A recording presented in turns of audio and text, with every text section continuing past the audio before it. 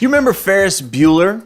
More importantly, do you remember his sister? Remember before she ran off with that dude from Roadhouse and Point Break, she was all pissy and mad that Ferris was avoiding school and everybody was rallying around him and he was cheating the system and it just wasn't fair and poor her and she was all just pouty, stinky faced the whole time.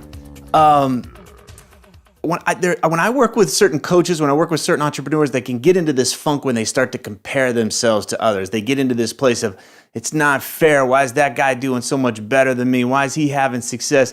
Boo-hoo. Or they'll go into another place where it's like, oh, I'm terrible. They turn the blade on themselves. I'm terrible. I must be on the wrong path and nobody likes me. That's the problem right there, is that they're trying to be liked. Chances are they're focusing on their business as if they're still in high school playing some popularity game.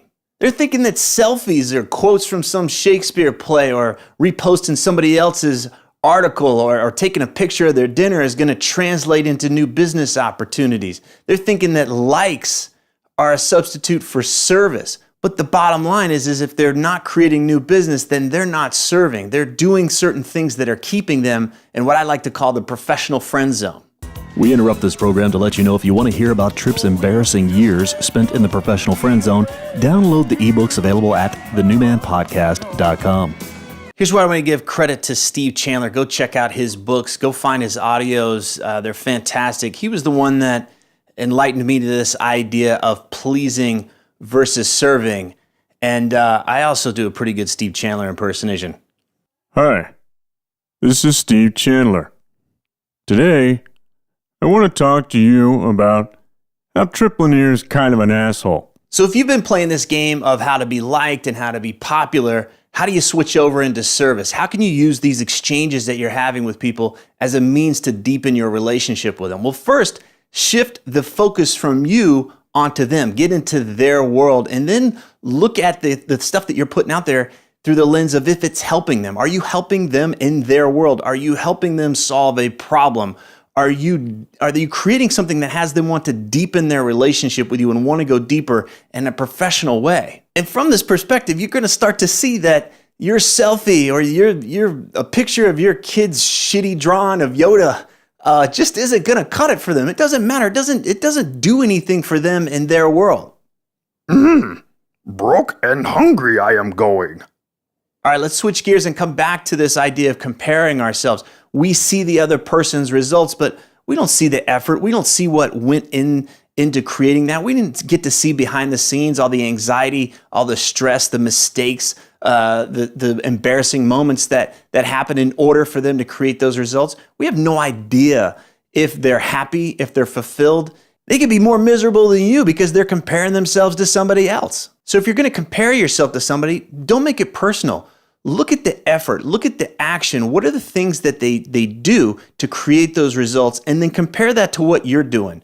These outcomes, these results are usually not based on who's the nicest person, who's the best person.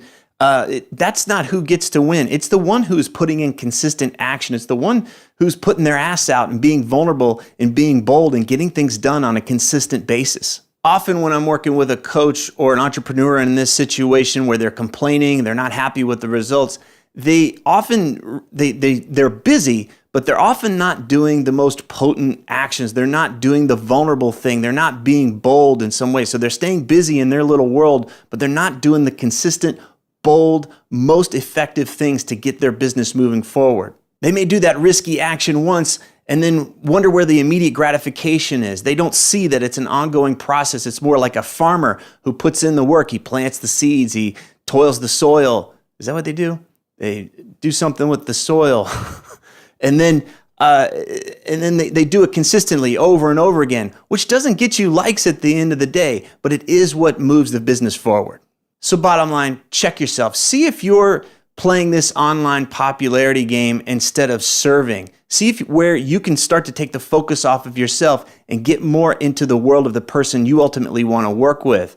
Use those interactions to serve, to get into their world and make an impact. And if you're going to compare, don't make it personal. Just look at the actual effort. Look at the things that are being done on a consistent basis, and then use that to empower your own actions to move yourself forward.